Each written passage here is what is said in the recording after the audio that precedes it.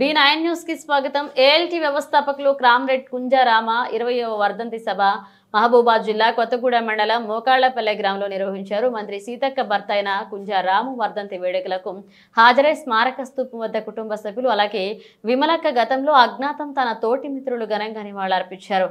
ఈ కార్యక్రమంలో కామ్రేడ్ కుంజ రాము ఆడియో సీడీని మంత్రి సీతక్క ఆవిష్కరణ చేశారు. ఈ సందర్భంగా విమలక్క మాట్లాడుతూ కాగారు పేరుతో చేస్తున్న ఎన్కౌంటర్లను నిలిపివేయాలని, రాష్ట్రంలో అందాల పోటీలు జరపవద్దని విమలక్క అన్నారు. అనంతరం జరిగిన సంతాప సభలో మంత్రి సీతక్క తన భర్తతో అజ్ఞాతంలో గడిపిన పాత జ్ఞాపకాలు గుర్తు చేసుకుని సభా వేదిక పైన కన్నీరు పెట్టుకున్నారు. రాము ఆదివాసీ గిరిజనులకు అండగా ఎన్నో పోరాటాలు చేసి అసూలు బాసారని, సంఘాలుగా విడిపోయిన ఒకటిగా పోరాడి హక్కులు సాధించుకుందామని మంత్రి సీతక్క అన్నారు.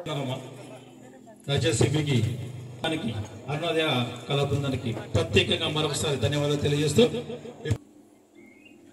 విమలక్క గారికి మరియు ఆదివాసీ ఉద్యమ నాయకులు, ప్రజా సంఘ నాయకులు, రాముతో కలిసి పోరాటంలో భాగస్వామ్యులైన ఉద్యమ నాయకులు అందరికీ పేరు పేరున ధన్యవాదాలు తెలియజేస్తున్నాం.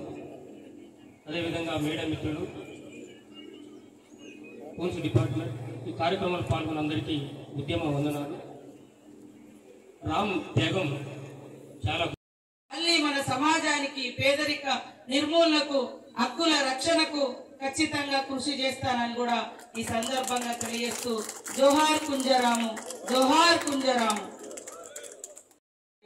వర్ధంతి సందర్భంగా 20వ వర్ధంతి సందర్భంగా సభాధ్యక్షత వహిస్తున్నటువంటి కుంజ శ్రీను గారు, అదేవిధంగా నేను మరి అసెంబ్లీ బిజీలో ఉన్నా కూడా పూర్తి బాధ్యత తీసుకొని ఈ యొక్క వర్ధంతి కార్యక్రమాన్ని మీ అందరికీ మరి ఇన్విటేషన్ ఇచ్చి, సమాచారం ఇచ్చి ఈ యొక్క కార్యక్రమాన్ని విజయవంతం చేయడం కోసం కృషి చేసిన సూర్య గారికి, అదేవిధంగా మన ఆదివాసీ సంఘాల పెద్దలకు, మరి హైదరాబాద్ నుంచి మరి దాదాపుగా ఇంత దూరం ఆనాటి బంధంతో ఇక్కడికి వచ్చినటువంటి విమలక్క గారికి, మరి ఉద్యమ సహచరులకు, మేము ఆ రోజు ఉద్యమాల్లో పనిచేస్తున్నప్పుడు మాతో పాటు రామ్తో పాటు పనిచేసినటువంటి ఉద్యమకారులకు, ఈ కొత్తగూడెం మండలం అంటే మాకు ఆ రోజు కంచుకోట, ఆ రకంగా ప్రతి ఊరు ఒక జాతరలాగా అయ్యేది. మేము ఎక్కడ కూర్చున్నా అలా ఇప్పుడు కూడా అభిమానాన్ని చూపడం.